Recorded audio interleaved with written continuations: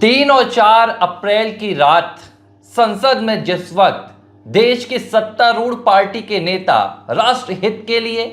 देश के हित के लिए अपनी नींद चैन त्याग कर बिल पास कराने में लगे हुए थे, उस वक्त वो दल, उस दल के मुखिया जो इस देश को अपनी अमानत मानते हैं, जो इस देश को अपनी जागीर मानते हैं, वो गांधी परिवार नदारद रहा। राहुल गांधी वैसे तो संसद का कोई भी सत्र मणिपुर और दूसरे मसलों पर बातचीत और चर्चा की मांग पर पूरी तरह से तहस नहस कर देते हैं, लेकिन जब सदन में मणिपुर पर चर्चा के लिए,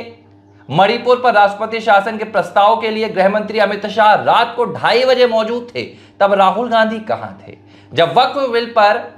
बहिष्कार के लिए, वक्फ बिल पर विरोध के लिए पूरा विपक्ष लामबंद था, सड़क से लेकर संसद तक बवाल मचा रहा था, तब राहुल गांधी वक्फ की चर्चा पर क्यों नदारद रहे? केरल के वायनाड से चुनकर आने वाली गांधी परिवार की प्रियंका गांधी वक्फ की चर्चा पर क्यों शामिल नहीं हुई? यहां तक कि राज्यसभा में भी सोनिया गांधी वक्फ के मुद्दे पर ना तो मतदान करने पहुंची, ना ही चर्चा पर पहुंची। ऐसे में सवाल उठता है कि जो सत्तारूढ़ को लगातार,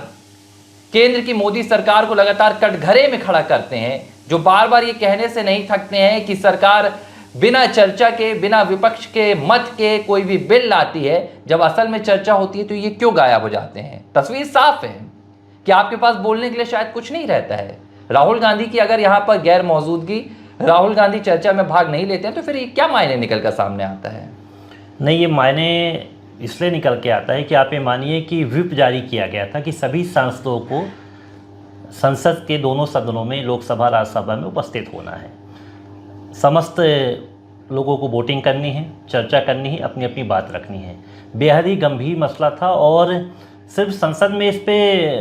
बहस तो छिड़ी हुई है,